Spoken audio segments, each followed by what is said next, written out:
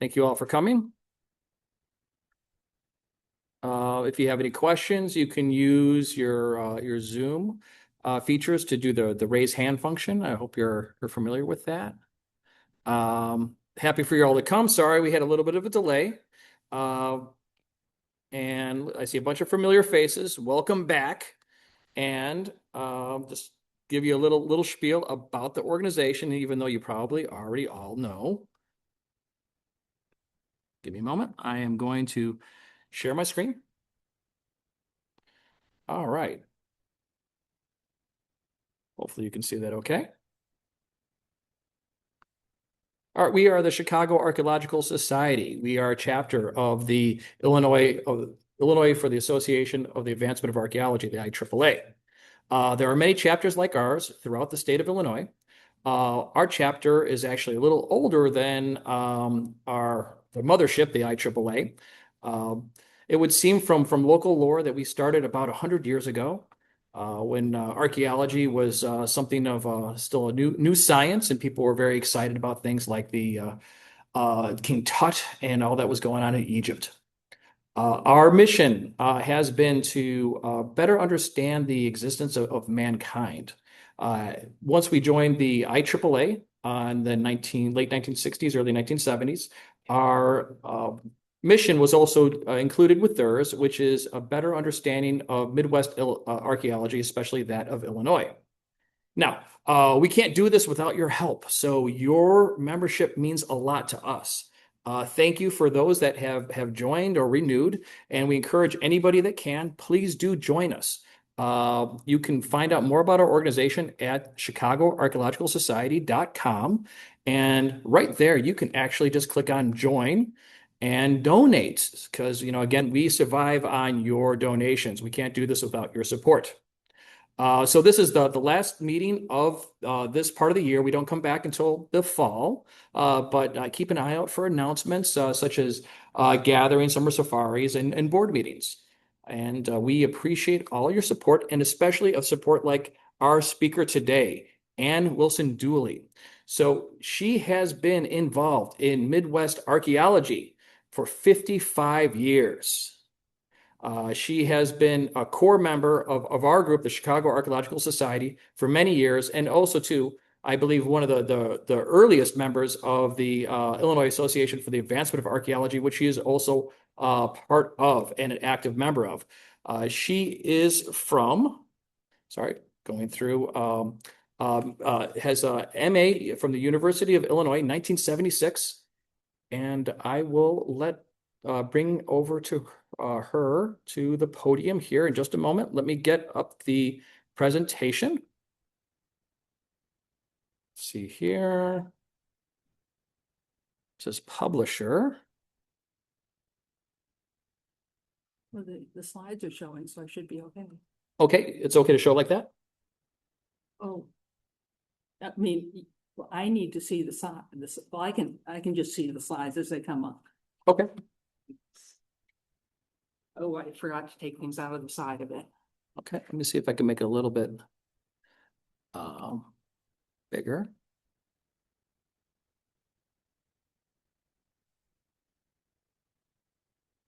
Okay. There we go. All right. Welcome, AWD.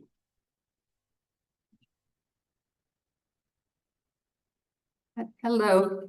I need to start with. Right.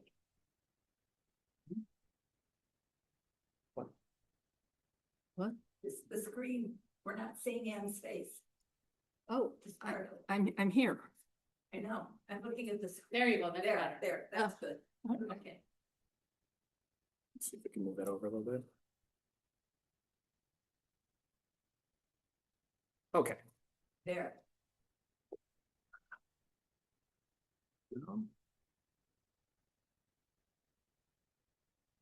Here we go. Thank you. I need to start with a bit of apology that, yes, I have had all year to work on this, and it has been on my mind, and I have been working on it, but I didn't realize the number of things I was going to have to try to look up because I know the gist of everything. But in terms of filling out with some detail and that in the way that I had hoped I would be able to, it's going to be not actually what I had hoped it would be. But anyway, I guess I'll go ahead and try to work my way through this. I want to start out with something that we don't usually do, but I want to start out with the library's land acknowledgement, which so many places have these days, and that before colonization and settlement by people of European descent, the place we know as Evanston was home to the Potawatomi, the Ottawa, and Ojibwa tribes, also known as the Three Fires Council, an alliance of Anishinaabe people. And it also served as an important crossroads and meeting place for a number of other indigenous tribal nations, including Ho-Chunk, Illinois, Kickapoo, Miami, Menominee, and Peoria, Sauk, and Fox nations. We acknowledge and honor the original people of this land, as well as the indigenous people who still call this area home and support their continued work for justice and self-determination and sovereignty. I see a hand raised from Bill Green. I'm going to take a look. Hi, Bill. I see that you raised your hand. Closer to the mic. Okay.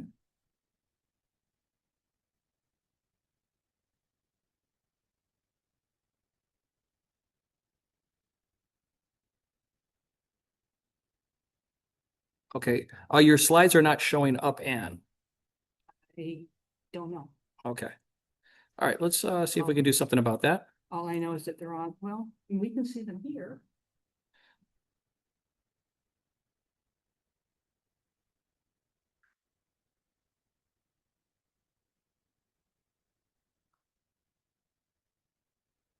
Let's try to reshare.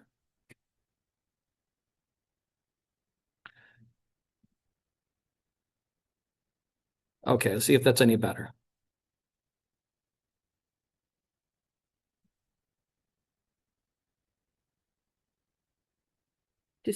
Thanks, Bill.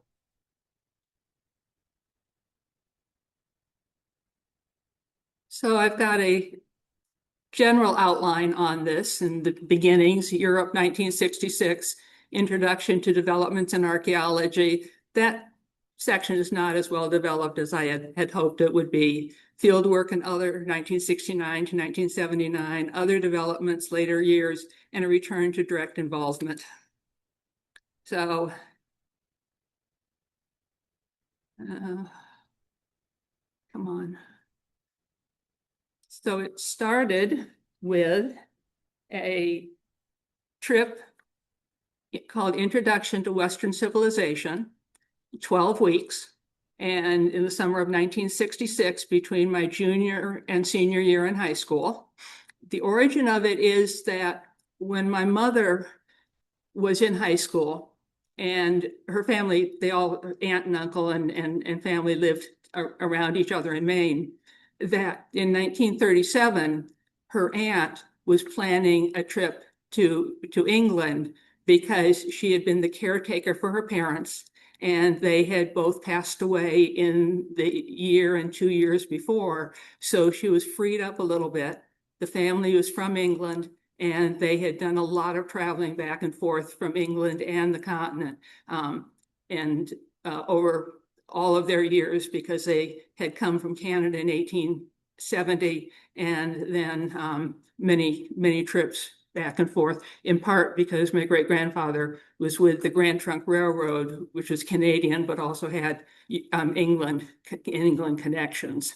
So given that she had had that experience of going not just to England, but the aunt took her on basically a tour of the continent, she had written about it and good experience, so that when she saw a program advertised for a 12-week program in the summer of 1966 for Western civilization in Europe, she asked me if I wanted to go. And I said, yes, I thought I would like to go. And so that we boarded a plane at the beginning, early end of June in New York, flew to Luxembourg, and then went down the west side of the continent and spent most of our time in Greece and Rome, and then came back up through the the eastern side. Now we're on the western side of the continent, back to England and back to Luxembourg. But I'm just really going to spend a few minutes on the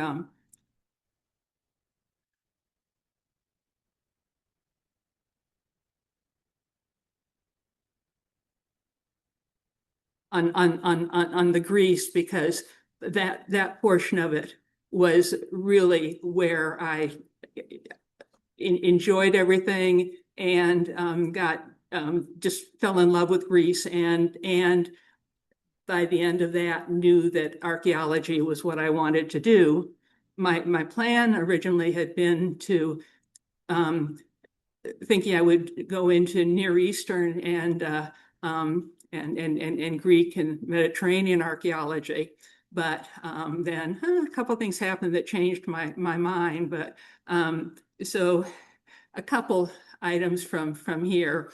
And another preface on things is that some of you know that our house has been flooded a few times, and that flooding in 1996 took out quite a few of my pictures and things. So I'm trying to do the best I can with what I have left. But of these pictures, they were all places that I really enjoyed visiting.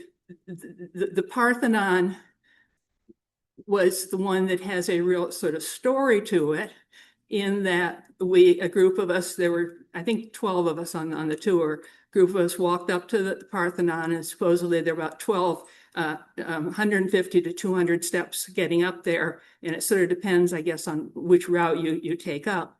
But we got up there and looked around. And in addition to the Parthenon, there's the amazing view out over Athens. And then sort of time to move on. We were going down the steps, and a woman was coming up. She was wearing high heels, but she asked us, "Is there anything to see up there?" And in one way, there is not a lot to see, because it's the stone and the thing that it's the way it's come apart.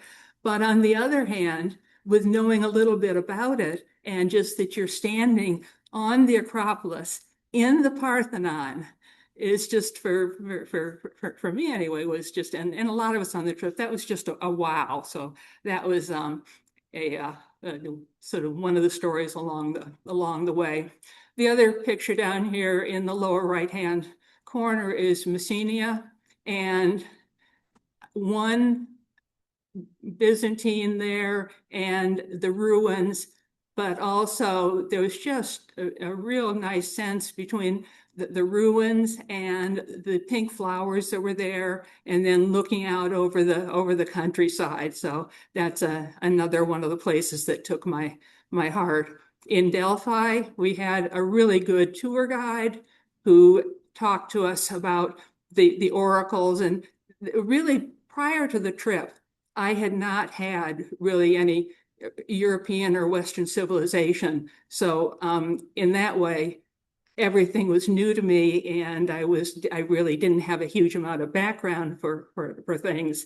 But still, we got ourselves going and saw a lot of things and collected a lot of information as we went on. So that was the start of what led me into being in archaeology.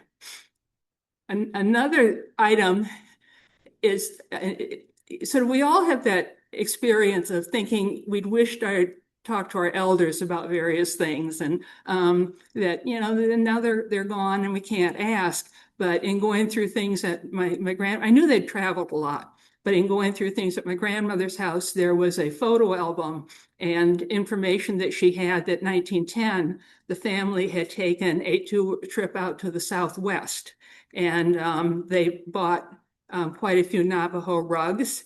And so at home growing up, grew up with Navajo rugs on the floor. And then I didn't have the baskets at our home, but the baskets were in at my grandmother's house. So then there weren't too many pictures, but the picture of her on a horse or a mule, and in the clothing of those days is the kind of thing that appreciate having. The lower right corner is a picture that her aunt, my great aunt, had labeled as Navajo housing. And so it's not really what we think of as a traditional hogan, but it's what she was showing for the housing. And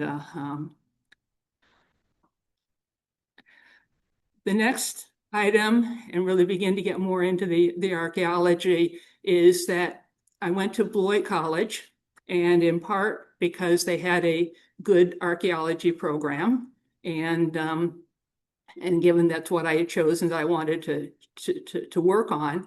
And so even my first semester, I was taking ancient Greek and ancient history and a couple of the art history. And so that the European tour was just phenomenal background for going into the art history, because I had already seen so many of the things that were being talked about. So that was part of the first year at Beloit.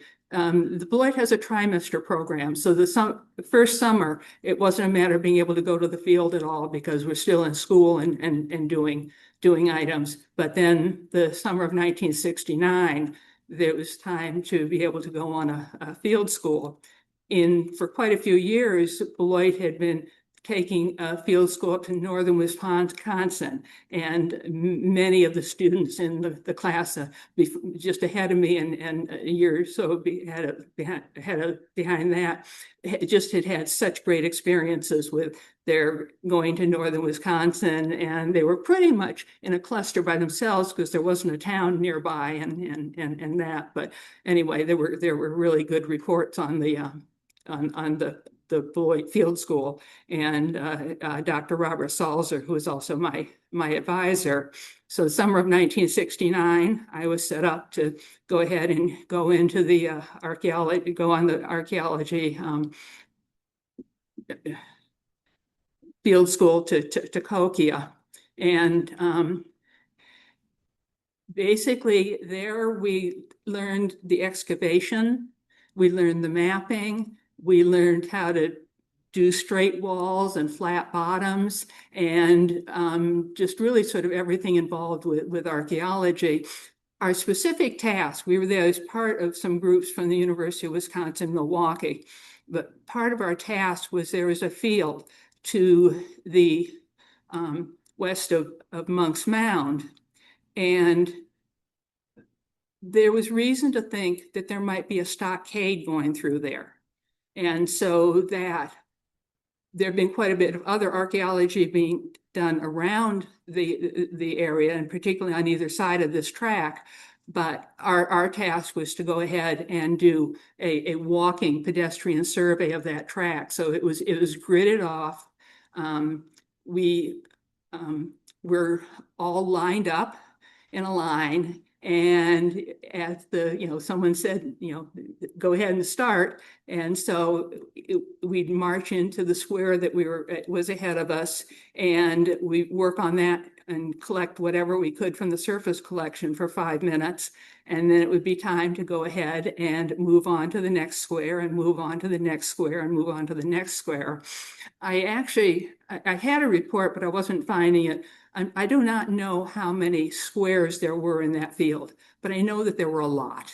And so that then the next task was to go ahead and start plotting the distribution of the items that had been found to see if there seemed to be any patterning of the artifact distribution to help with there might be more density or less density of the subsurface remains, and also if there was anything that did any surface indication of where a stockade might have been.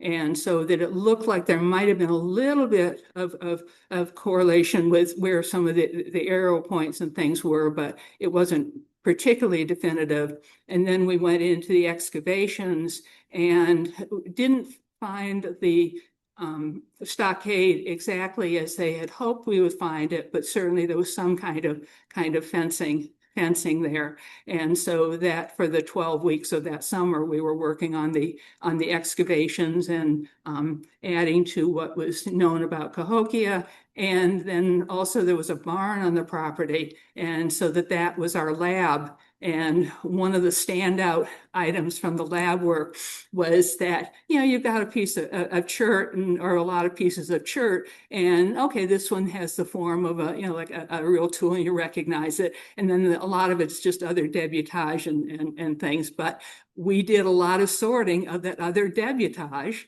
based on the cortical surface. And then what amused me the most was that it's not just having a striking platform for where it's been taken off of, of the larger core.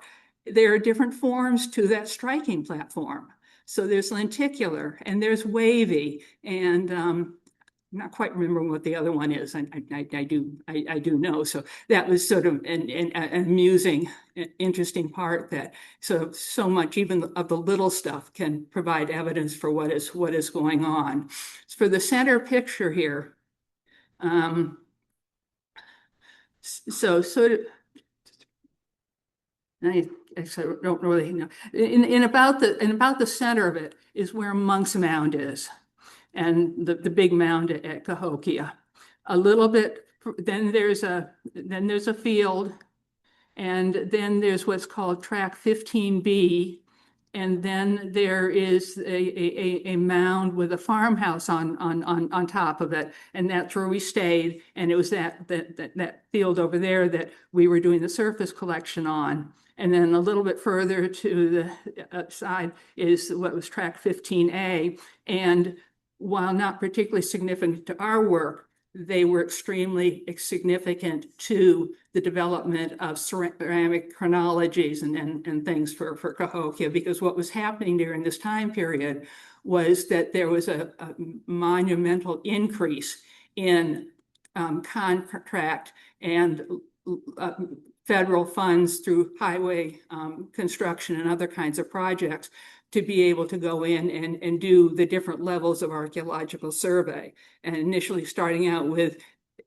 notification that the area was going to be impacted, and then doing some preliminary survey to get an indication of what the impact might be.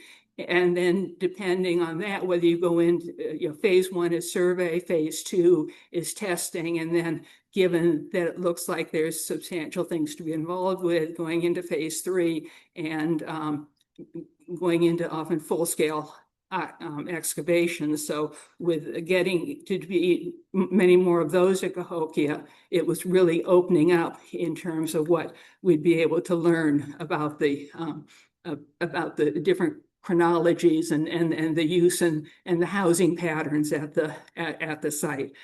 Prior to some of this aspects, a lot of the emphasis in the archaeology had been collecting the goodies and the mounds and sort of a little bit of patterning, but this is a time period where there's going to be so much more emphasis on getting down in and really thinking about settlement patterns, what kinds of houses are being and their patterns on the sites, the distribution of sites and their ecological zones, and so many of those aspects to take us way beyond the the pottery and the quote unquote goodie. So then a couple pictures here of us loading up for the field school, and then being out in the field.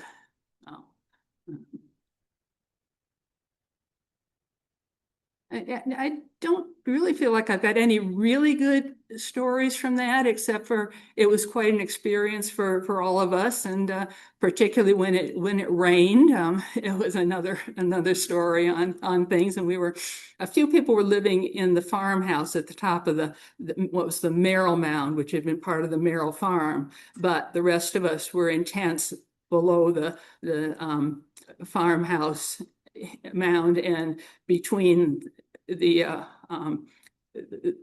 the garage, the barn, and the area where we were doing the excavations.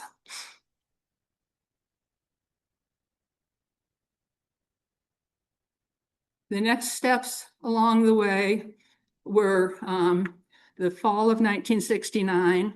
I was able to have an internship at the Field Museum, and pretty routine things there, except for just the enormity of their collections and getting to be behind the scenes. And I guess another item, which is a little bit of the inside side of curation, is that in those days we didn't have the computers, so that in the office there were large ledger books, and so that all of the accession numbers and the information on what the particular item is all had to be written out, at least abbreviated form, in these ledger books. And to be able to be one of the ones writing in those ledger books, you had to do a handwriting test. And so that at those days, my handwriting was better than it is today, and I passed, and a certain amount of my time was spent making entries of accession materials. Also, I really enjoyed, there was a photographer there, Christopher Legg, who was all set up to do the photography of the various items from whatever part of the world that was being worked on at that point. And so that I really enjoyed watching him do the setup and what went into doing that kind of photography.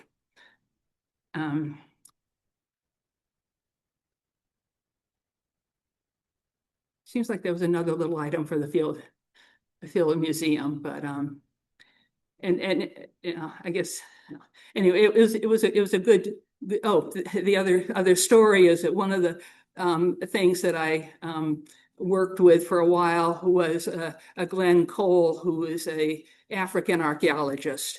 And there I got even more experience with the lithics and the drawing of the lithic profiles and things for the records.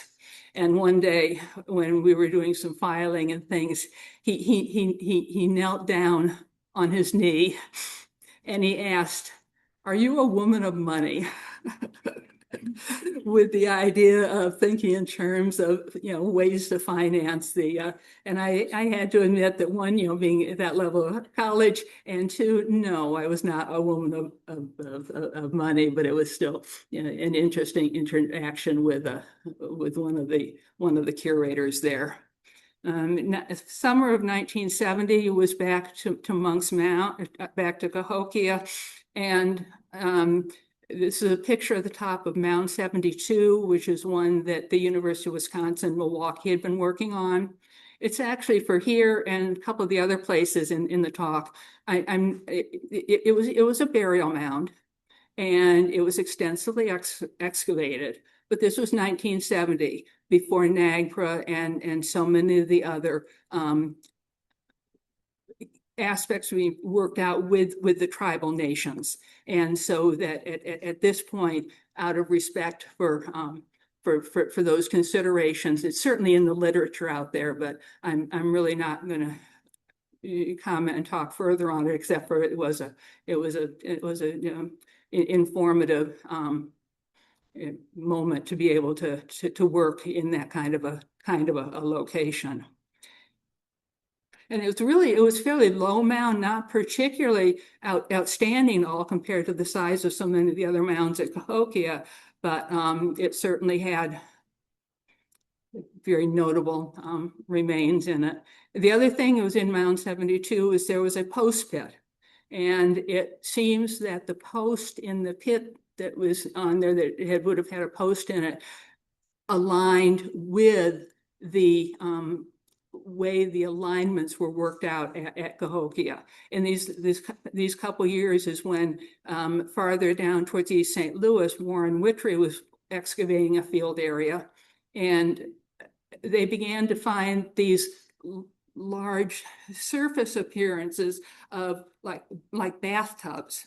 And as they began to excavate them, they found that it was like there was a deeper portion, and then it was a ramp. And so the hypothesis was that logs were being brought in and lined up on the ramp and slid into to the deeper hole and then secured. And as they continued to work around the field, they began to find a real pattern to those kind of post bathtub features.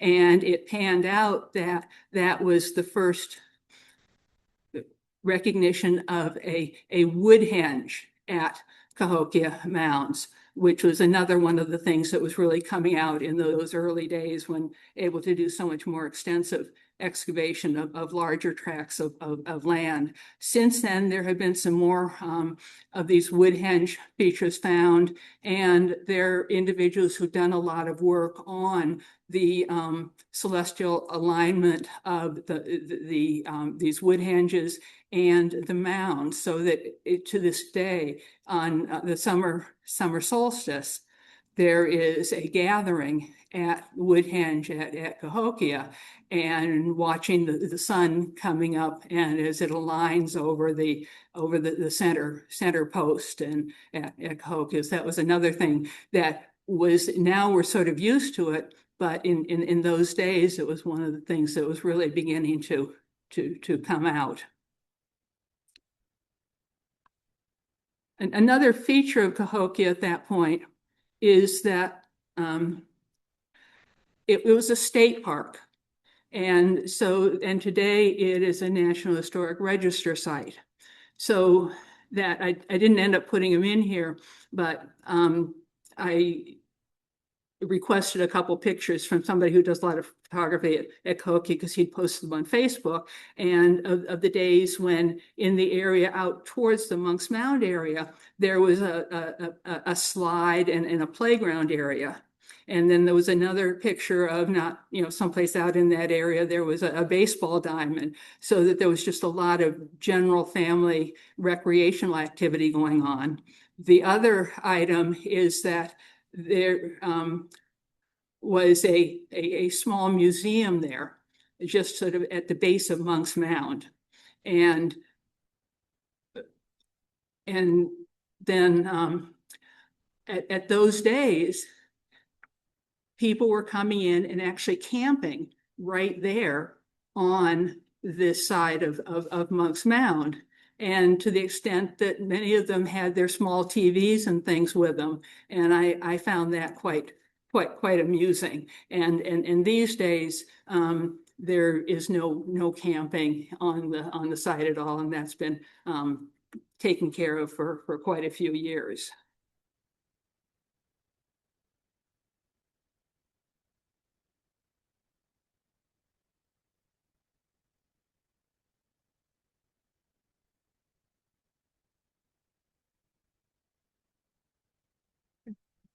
Bit.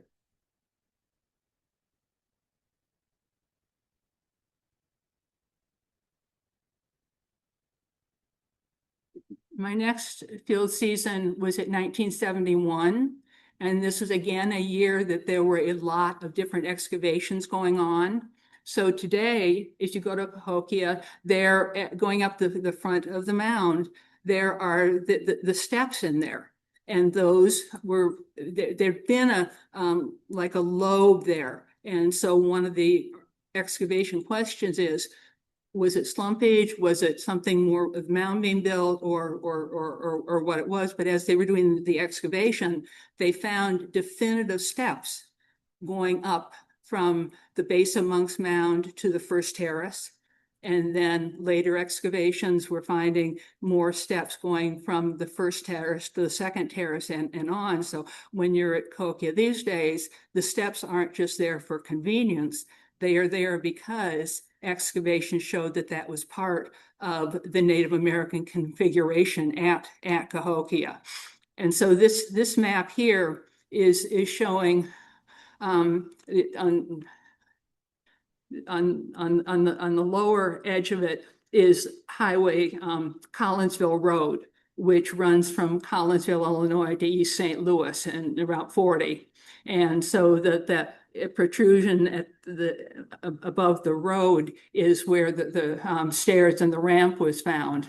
On the first terrace, there was another excavation going on. This is to the left of where the left side of the first terrace, and there was indication that it was probably another small mound or configuration there, and that was being worked on. And then on the top of Monk's Mound, they'd always known that there'd been a farmhouse and somebody living up there, and also presumably there should have been evidence of the Native American structures that would have been up there. And so that I was not on that crew, but I knew some of the people, and so on weekends it was a pleasure to go up and be able to work on some of that on the top of Monk's Mound and see things as they evolved from just being at ground level to beginning to discern the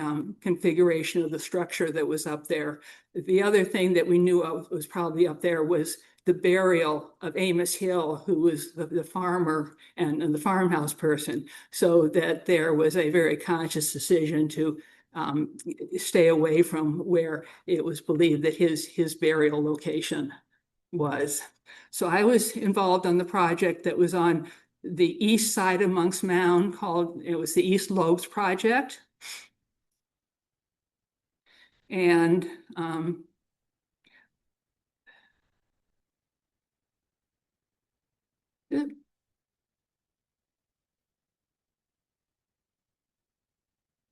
so I guess I didn't put in a good picture of the lobe pre excavation, but the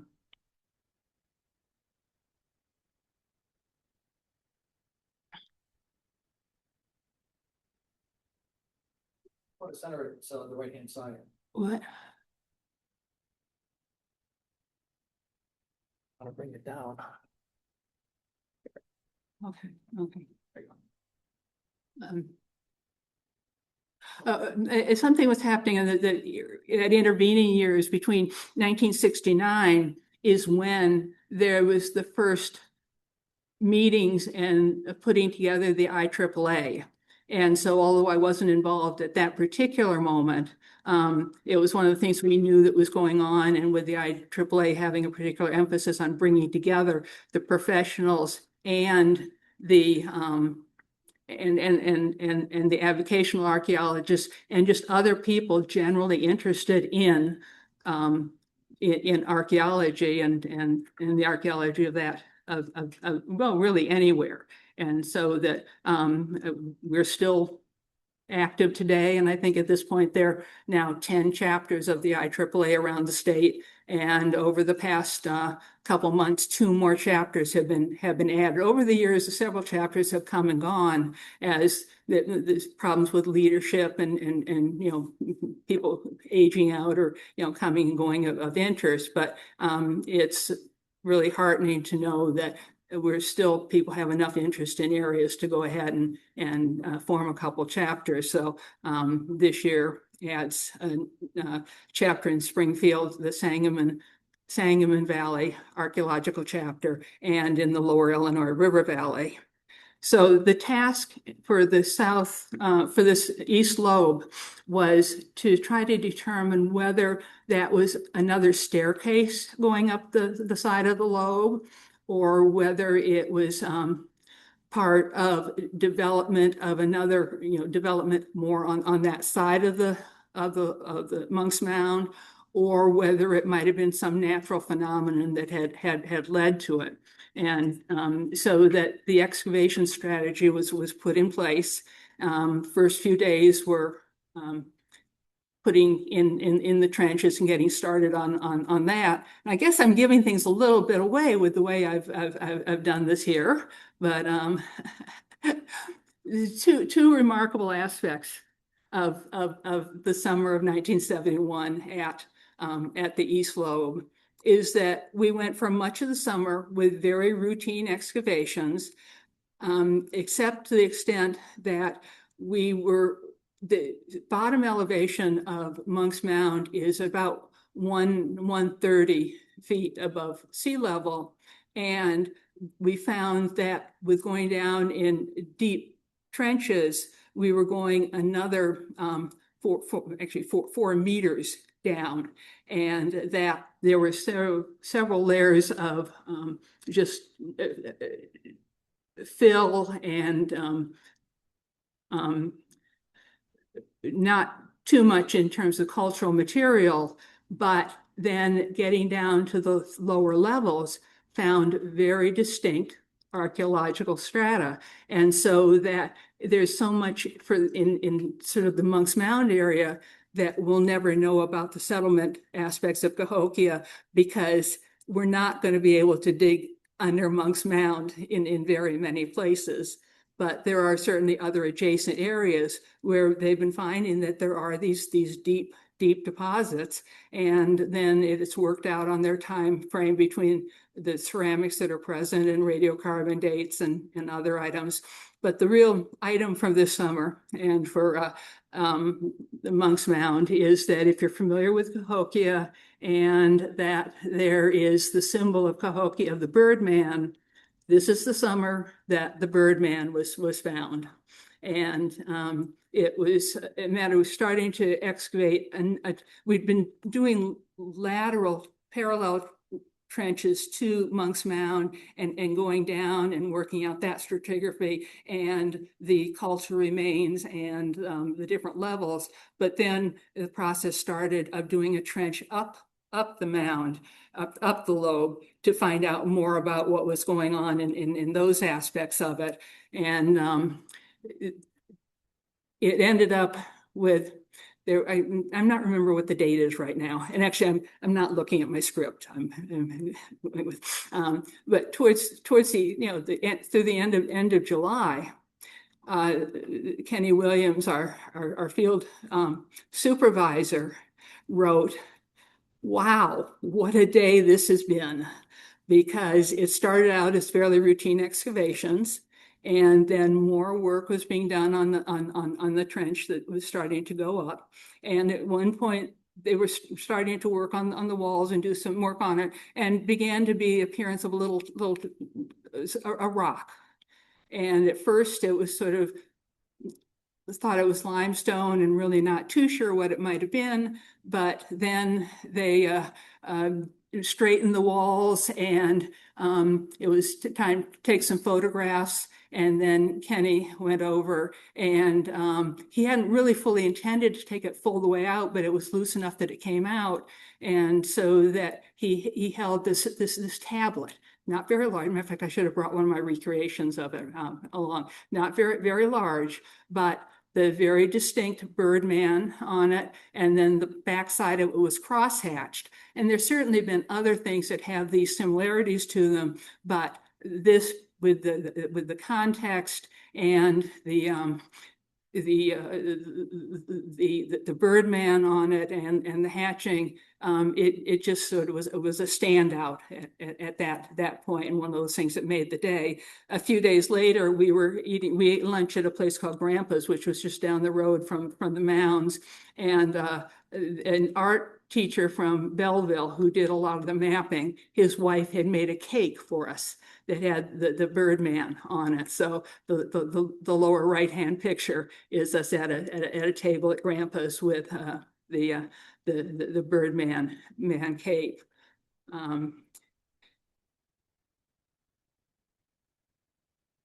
What it turned out was that it was initially a question of to what extent, well, a number on the tablet, because of the other fill levels and covering, it did not have a clear context to it.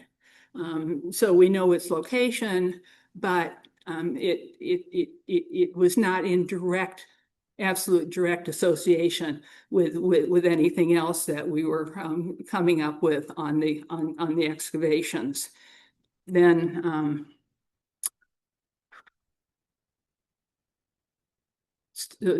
continued to work their way up. And at the end of the first season, there was all sort of a thought that maybe this was a start of an addition to Monk's Mound or structure along those lines. But then towards the end of the season, a couple times later, there were rainstorms. And then there began to be problems with slumpage on a number of places on Monk's Mound. And so that it was a matter of coming back to the idea that there was a good chance that that lobe there was the result of slumpage from aspects of the mound, as opposed to something that was really being intentionally created and just being designed as part of the mound. Couple pictures here on the stratigraphy, where we had deep pits at both ends, and there's the surface level, and then there's a little bit of cultural material. Then there are a number of layers of just fill and nothing particularly in them, and then getting down to the lower levels, quite a few very distinct strata were showing up, and post holes and wall trenches and pit features. And so those items all had to be excavated out and the materials collected and then used to make decisions on what the cultural association was at that time. But another important step about trying to get information on the earlier levels at Cahokia and of and Monk's Mound.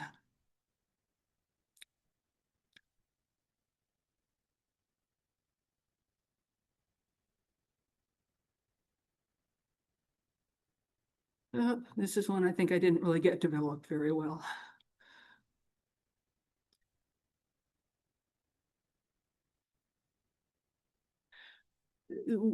One place I had really intended to do more work was between the development between working out this timing and the stratigraphy and the cultural periods at Cahokia.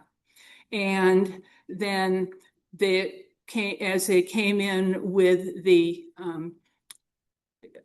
legislation for the historic surveys and the road construction, and that opening up so much more area to lead to much more information on both the spatial aspects of the settlement and the time frame. And then one of the early places where the ceramic chronology began to be worked out was in 1964, 75. 64. Joseph Vogel was doing work on the track 15A and 15B. And again, with being able to open up these large expanses, got a lot of information on the stratigraphy of the superposition of the various structures and how their alignments change, and pits and superposition of pits. And so with careful excavation, hoping that we're able to segregate the materials from those well enough to be able to do a study. And one thing we really like about pottery is that it breaks. And so that means that with it continuing to break and having to be replaced, then that in addition to other ideological and culture sharing things going on, that means that there was changes in ceramics are really the key to working out the cultural relationships and stratigraphy during the ceramic, once ceramics began to come in. And then, so Vogel was initial work on that. And that for the summer of 71, another major item that happened that year and is still going on. And it's one that most of us field workers were not directly involved with, but there was just a whole sense of excitement around Cahokia because almost everybody who was significantly involved with Cahokia and other regional archaeology had collected at Cahokia for the 1971 Cahokia Ceramic Conference. And they were at the Howard Johnsons, they spent a week going through information from the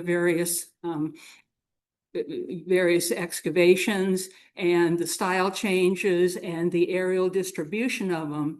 And from that, they came up with a much more refined chronology of the ceramic time periods of that. I'm not quite sure whether I got this in a slide down here or not. Let me.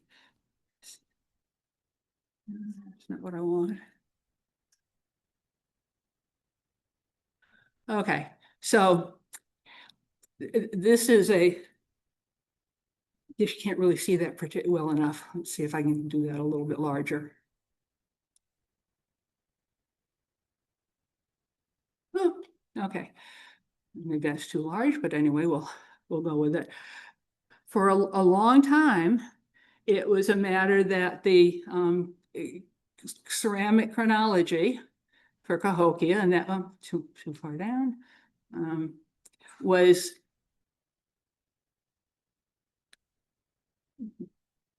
column A, Griffin 1949, that for Cahokia, there was Old Village and there was New Village. Well, that's great, but Old Village being a matter of being about 250 years and New Village being another 300 or so years, that's not a lot of discernment about what's really going on in terms of the population and the cultural developments there. So the next thing that came along based on some work that Hall did and presented in 1966, and probably including some of Vogel's work, is that they postulated, so for the Old Village, going ahead and having an early Cahokia and an early Old Village, and then a late Old Village, and then the Trappist. And the name Trappist is because there have been a group of Trappist monks who'd been at the site living at the site for a while, and so that their name got associated with Cahokia.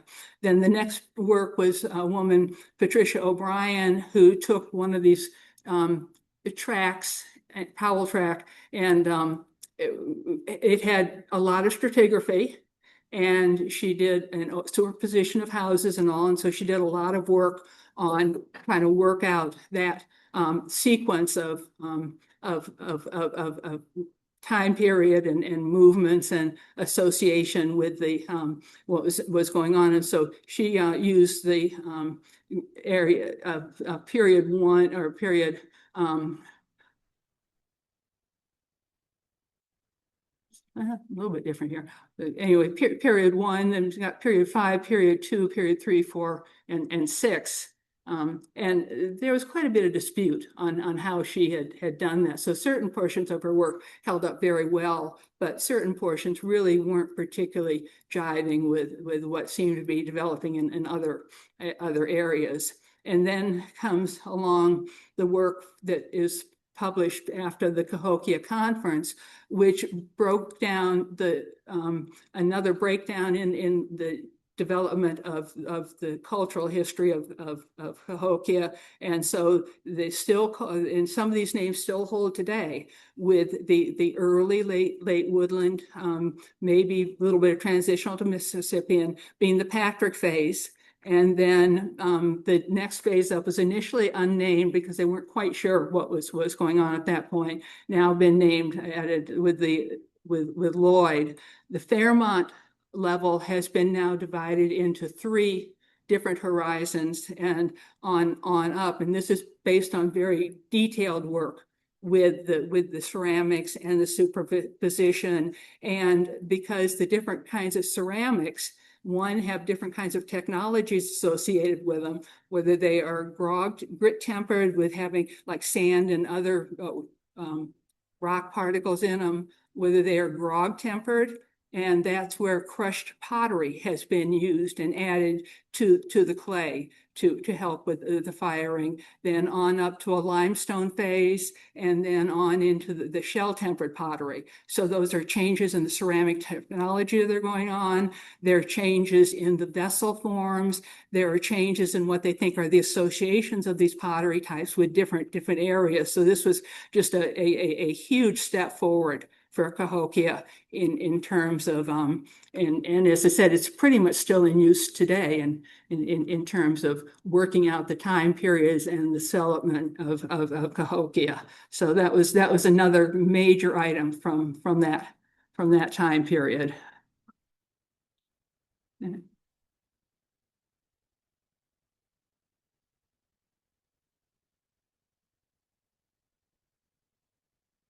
Yeah, no, come on, go ahead.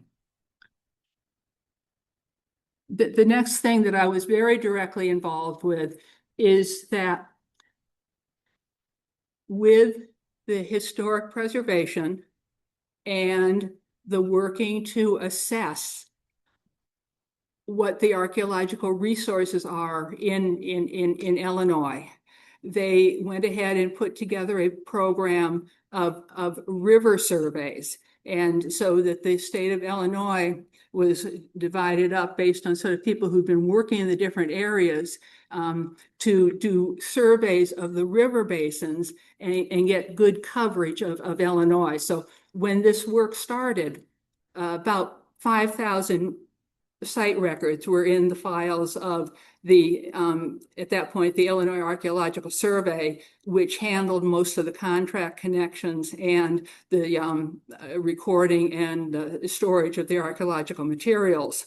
And by the end of the surveys in 1975, I don't know what the final count was, but the number of sites in the records had a major increase in them, major finding of sites that were considered to have high priority, and then just a good basis for when contractors and various groups were interested in doing any kind of project that has federal monies or state monies involved in it, that they need to have clearance on whether there are, again, as I talked a little bit earlier, whether with testing and survey, there doesn't look like there's anything there to really be mitigated.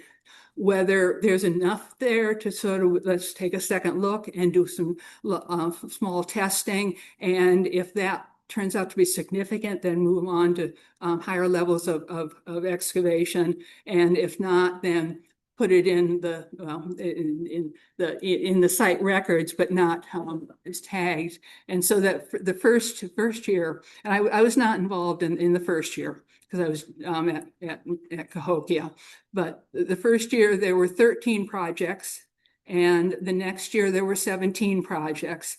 And I do not know what the full, as I said, the full number of added sites to the Illinois archaeological record were, but I do know that at this point, the IAS has now transitioned to being, well, they are still involved as an organization of professional archaeologists, but there's now transitioned to the Illinois State Archaeological Survey, and that dovetails with a lot of the legal and governmental regulation and requirements, and has an office of the State Historic Preservation Officer and things. And I know that their files have something over 80,000 sites recorded in Illinois, and people are thinking that there's still a lot that hasn't been found. So this was a very significant area for archaeology.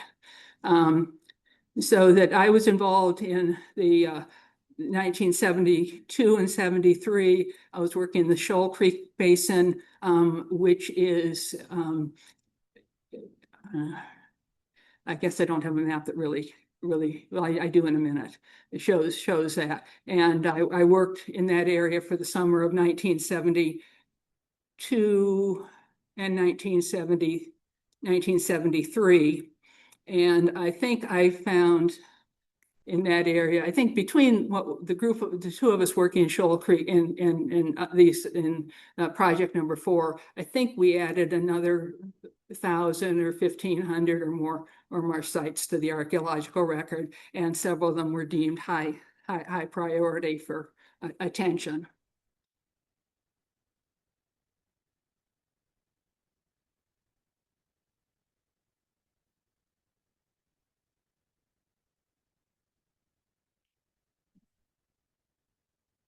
We're doing well. I don't give talks very often, and maybe this is why.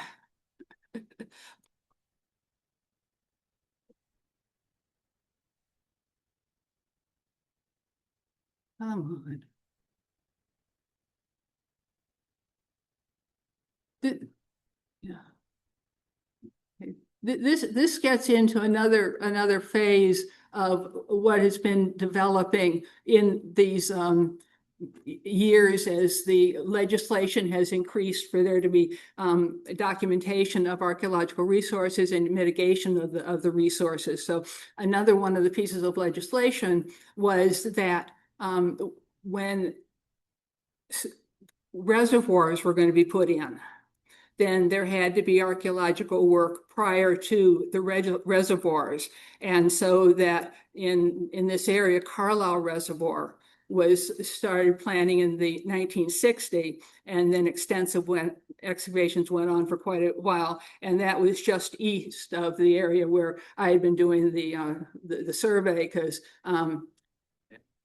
my Shoal Creek area was just a bit to the west of that area. And so that my next item after doing the survey was working on excavations, and it was for the what called CT 95, Illinois CT 95, Clinton County 95, and what was called the Frogtown Road and the Becker Borrow Pit excavations. And with the survey and with Carlisle Reservoir, not just being for drainage, but also for being a recreation area, there was a decision made, and probably knew they had to make it, to go ahead and put in another road to the north of the existing US 50 that went through a lot of small towns, so that there could be much more direct access from the western Cahokia and that area over to the recreation area of the Carlisle Reservoir. And so that area was surveyed in another project before I was working there. But then with the planning actually coming in for building the new Illinois or US 50, then there was a road called Frogtown Road. And I can't quite remember what the history of that was, but the highway was going to go across that, which meant that areas on either side of it, and that was just, Frogtown was just immediately to the east of the Shoal Creek Basin, so that they had already found the sites there, and so we knew that they were going to have to go to excavation. And so my next task and entree was in doing the CT 95 and the Becker Borrow Pit. Frogtown Road was a relatively narrow section because we have to stay really closely tied to the right-of-way markers, and we can't go on over to the property and all. So and then the Becker Borrow Pit was a little bit different situation, but the construction company needed fill, because they were going to be doing an overpass over Frogtown Road. And so they needed the fill to go ahead and put that over. And so that those excavations were involved with that. I lived in Breeze at that point for those summers. And there was the survey work, there was the Frogtown Road sector, and then another thrill is that there was a young girl in the town of Breeze, became pretty friendly with her and her mom. And I think she was 12 at that point. And so she came out to the site with us one day and worked. And she said, and then dear Facebook, we reconnected a few years ago, and she said that having gone out there and done that work and seen that women can take lead roles in some of these kind of activities really inspired her. And so she went on and got some very good degrees and was, I think, I'm not sure, with an accountant or someplace in the management of a Girl Scout council, and then on into some other work. And these days, she is now down in Bonaire and is working with, well, one, they do a dive school and have dive trucks so people can rent out for those. And then they're also working with the reef exploration project. So, you know, in addition to the archaeology, there have been some really neat people that have been met along the way. And then just a couple months ago, went down to Breeze specifically to be able to see Netta again. And it was her mom's 80th birthday. And so that it was good to go down and reconnect there. And then just last week, and not really unexpected, but her mom passed. And so glad that they had done the 80th birthday party and for the friends and family and that. And I was glad that I was able to get myself down there and see her and some of my other Breeze friends again. So some of these things have had long-term connections outside of just the archaeology. I think I better hustle it up a little bit here. Come on. Come on.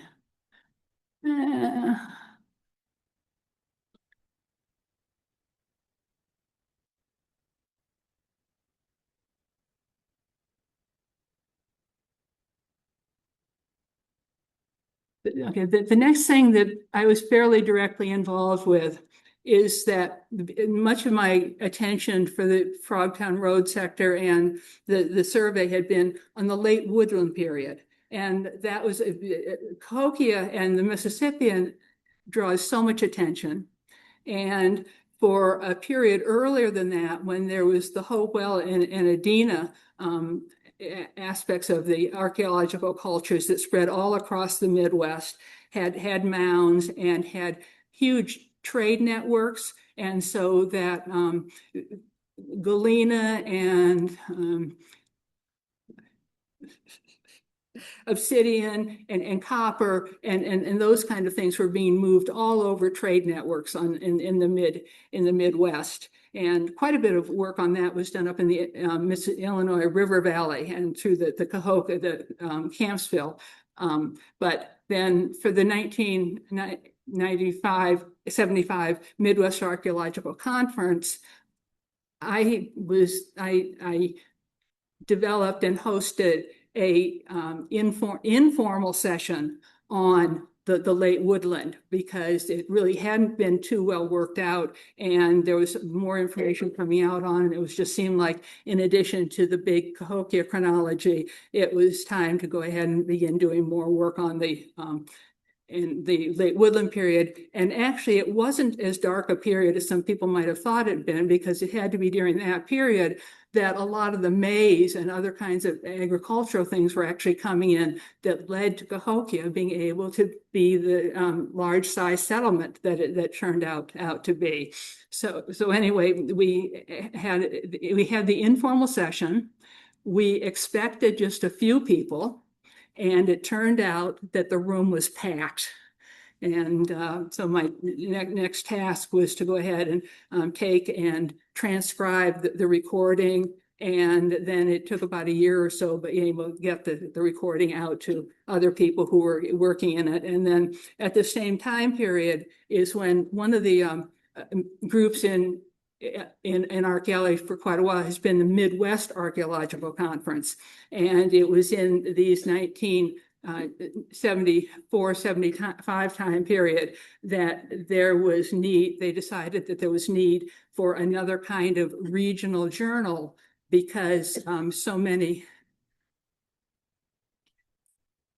the meetings were getting filled up. And so that there didn't end up being as much time for, for speakers, and that if there could be another journal that could be an outlet for putting things out. So that was developed at that point. And the first issue of the new journal, the Mid-Continental Journal, was dedicated to Jimmy Griffin, who had in 1975 was at his 50-year anniversary of being in archaeology, and he's just one of those phenomenal figures who's been in Illinois archaeology. So he and many others directly involved with the development of overall understanding of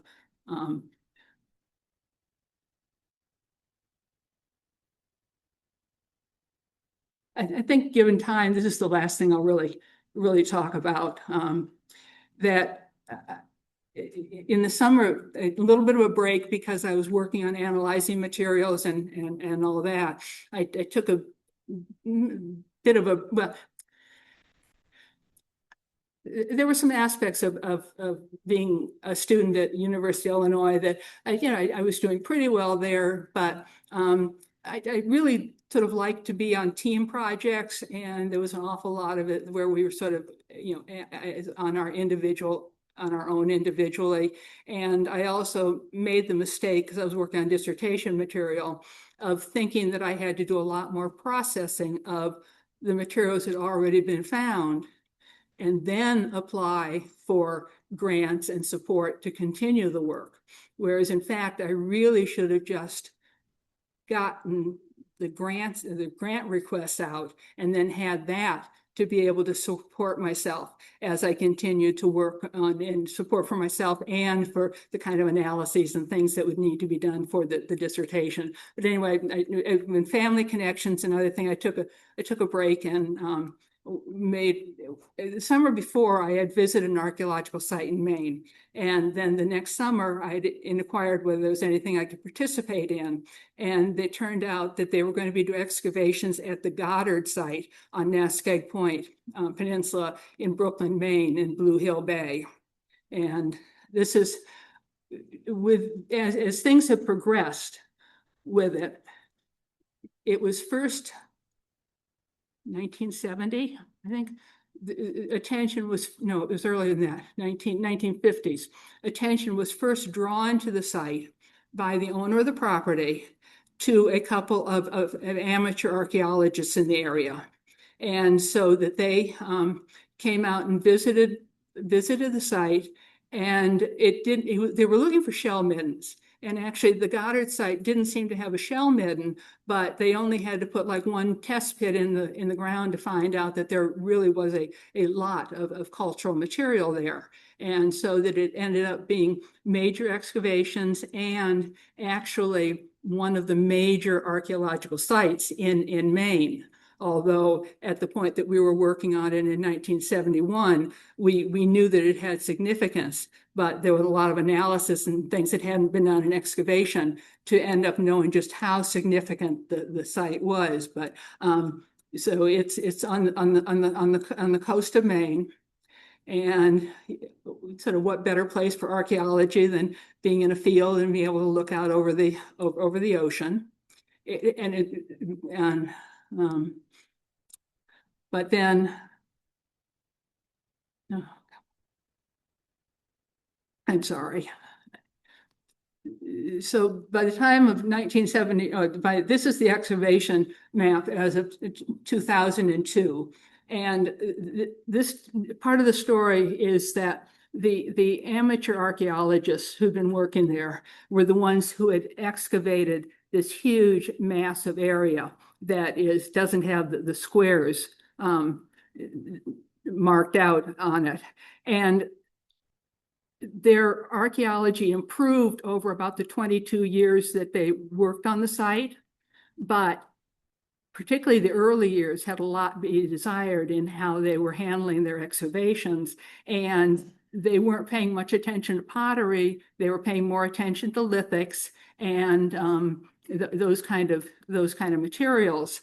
And then after a significant development, this is where it gets interesting. If I can get this done.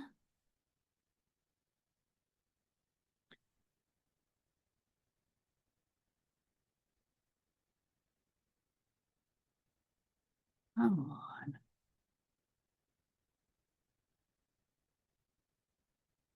Couple more pictures of the excavations there.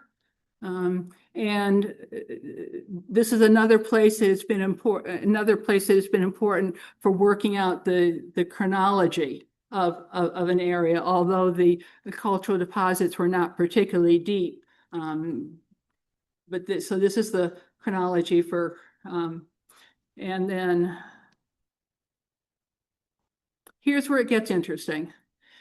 That the two archaeologists who'd been working there for so many years, and about their first or second year in excavations, they had come across a coin and hadn't paid too much attention to it, but then later on began to pay a bit of attention to it, and somebody looked at it and thought that it was an early British coin.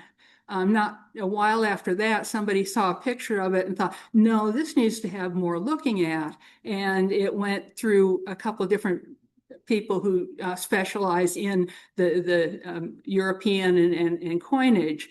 And it didn't take too long for those guys to realize that it was actually a Norse coin. And so that then there's a question of, for the Naskeg Point Goddard site, is it a place where the Norse actually visited and lived in any way? Or other things from the site indicated that there were trade networks and there were a lot of things moving around at that time period. And so that it may very well be that the coin had reached the site by the trade routes. There's still people who think that it's a hoax and not real. And so that has cropped up in the literature and things fairly regularly. But at this point, for anybody who really looks at the evidence, it is obvious that it is a Norse coin. It is one for which there was not a lot of production of it, so that it's not the kind of coin that somebody could be able to purchase for not too much money at some kind of a coin show and then be able to deposit it at the site. So at this point, it's just all consideration that it was an authentic Norse coin. And summer of 1971, then the museum, Maine State Museum, had one of the primary Norse and coin experts came to the site. And so that Brian Skar was there with us for a few days and studied the site. He had seen the coin, and he believed that while there were some in existence still, it was a relatively rare coin and not the kind of thing that could be very easily procured by going to coin shows or other kinds of ways. So at this point, it's pretty well established that it is a coin. Now, the question is there any other documentation for there being connections between the,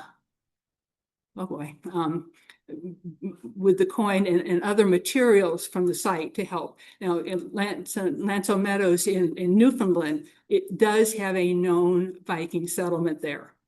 And then at Goddard, for the later time period, there are a lot of exotic cherts and things that are showing up. And one in particular could very well have come from up in the same area as the Lanza Meadows. And so that would be another piece of evidence of things traveling through the trade network. So we worked there all summer, and then work continued, and that absolutely careful and concerned with archaeology, but it's also the kind of thing that the locals had known about the Norse coin possibility for quite a while. And come on.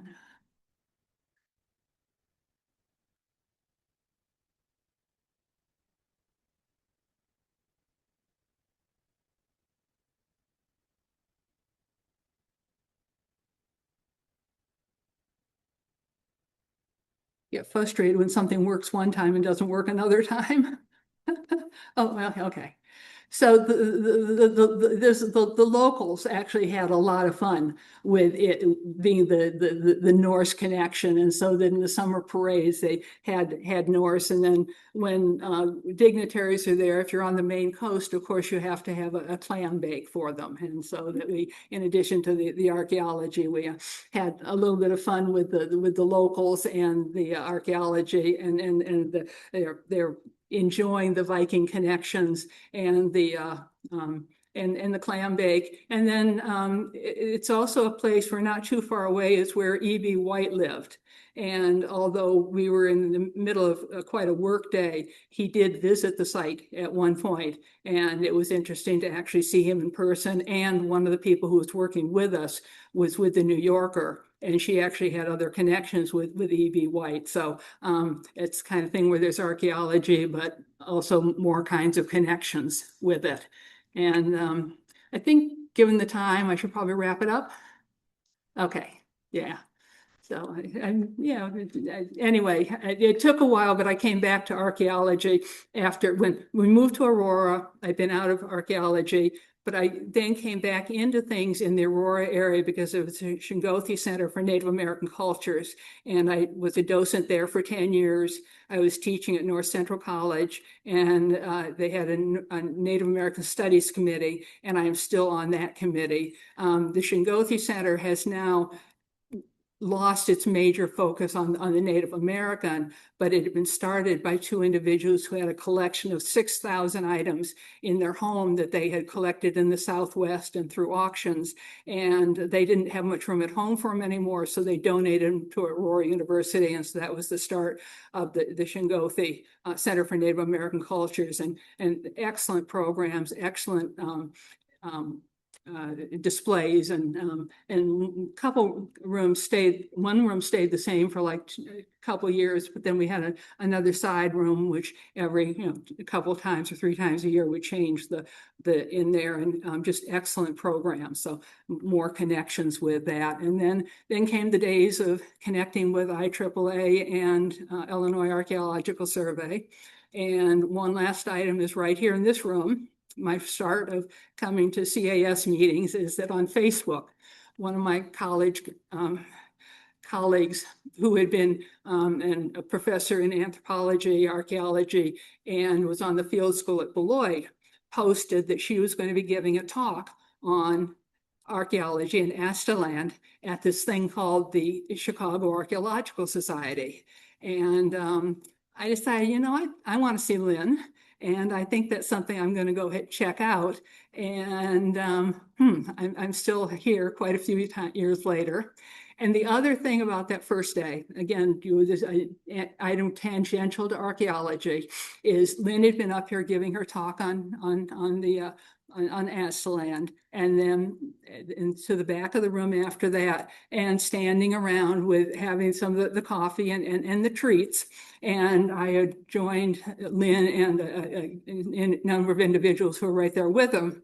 And I looked at one of the individuals and realized that she was, we both were from Evanston. So, but I don't live in Evanston these days, and whoops, fairly far away, but realized that, and Ray and a few of you may remember Kendra Massey.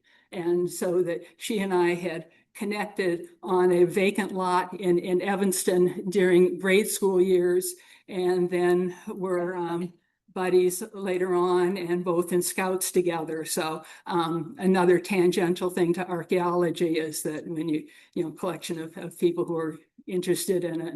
And I was thrilled to have connection with Kendra again.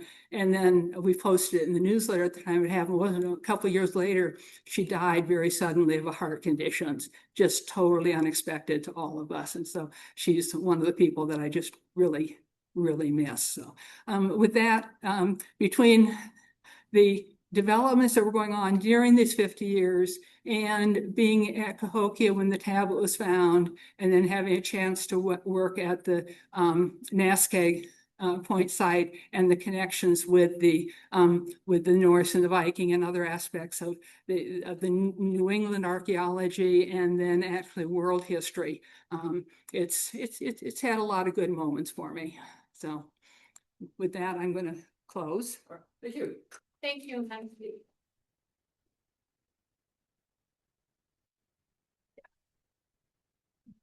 Well, thank you, Anne. And thank you for your contributions and all the help that you give the Chicago Archaeological Society and the Illinois Association for the Advancement of Archaeology.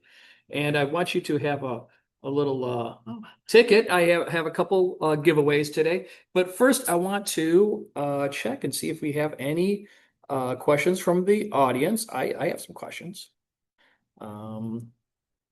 Anybody wants to raise their hands, you're welcome to do so at this time. You can send me a message or I can put you on speaker if you would like. But Anne, I'm curious. So when you first started working at Cahokia, access to the site, how protected was it? I mean, were there fences up? Could just anybody just walk in there? It was basically a recreation area. Recreation area? For the people in the area. I'm pretty sure it was a state park at that point. And people camping on it, and then I didn't put in the picture of the slide and the baseball diamond, and then adjacent to the property was a drive-in movie theater. And so that on one of the mounds, it wasn't unusual for us to get up on the mound and watch some of the movies at the drive-in theater. Grandpa's, which I mentioned for where we had lunch, that was actually built on top of a mound, and it's been vacant for a long time, but it's now in process of being being demolished.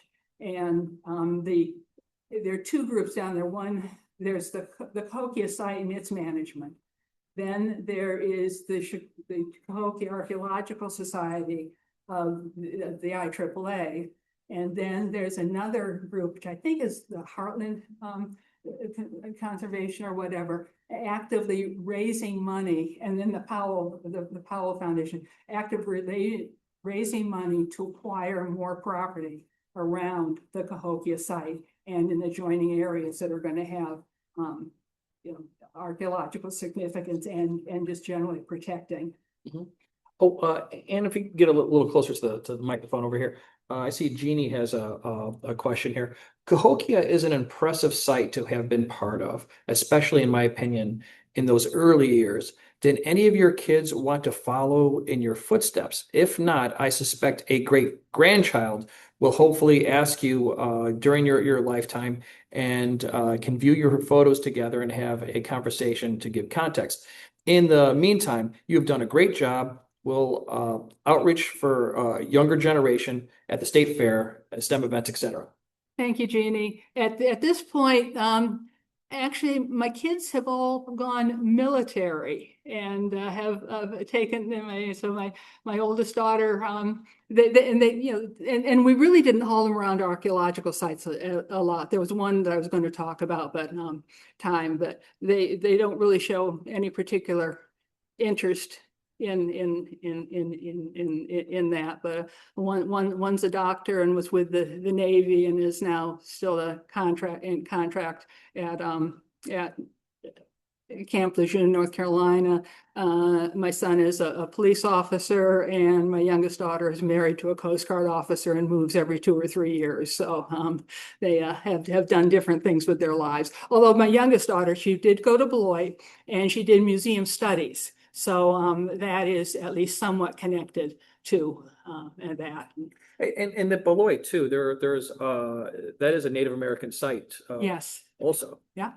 There are mounds on the campus of Beloit, and one of the mounds is suggested to be of a turtle formation. So the turtle is sort of a mascot of Beloit, and I will admit the turtle is my mascot also. So that came out of Beloit. So yeah, and that's a very rich area in terms of mounds. And the other side I was going to talk about is on the southwest corner of Wisconsin, and it's an area a lot of mounds. And our speaker 2 years ago for the holiday party was going to be a man from very involved with Wisconsin mounds, and I'm hoping that we may be able to have him back this year. So, well, he didn't come because he had changed jobs, but anyway, things happen. But I'm hoping that he will be able to come and give one of our talks on mounds in Wisconsin. Wonderful. Well, thank you, Ann. And for everybody in the audience at home and oh, you have a question? It was a comment. I never heard about that coin, so I looked it up. While we're sitting here, it's really very, very interesting story behind that. So I urge people to look into that more. But I had a kind of related question in that the state conference was at Cahokia this year. I was wondering if you went and what stuff you did, and maybe at some point we could learn a little bit about what happened in Cahokia. Part of it was fairly routine, and that people gave papers. And then last September, Bill Eisminger of Cahokia was our first speaker, and so that there was a dinner, and he gave a talk at that and covered some different material. And I'm pretty sure that is on YouTube, and so can be heard. And otherwise, it was just a lot of sharing. And I don't remember there was anything hugely significant came out of it, except we were able to hold it in the interpretive center. But the displays are not reinstalled in the interpretive center, and still hoping that it will actually be open at the end of July. But this has been going on for a while, given various construction problems and things. But they hope that they are really on track now to be able to get the displays and reinstalled and get it open to the public. Great. Any other questions, comments? Great. Well, this is the end of our regular season. We will be back in the fall, but keep an eye out for free emails for other events related to us or just about history, archaeology, anthropology in general. Also, too, we'll be having a board meeting soon, so keep an eye out in your email for when that's going to come. And please support the Chicago Archaeological Society at chicagoarchaeologicalsociety.com. Your membership means a lot to us. For the people that are here, you have a chance to win a solo stove or a handbook of South American archaeology. So I'm going to say goodbye to the Zoom crowd right now. Hope to see you all soon.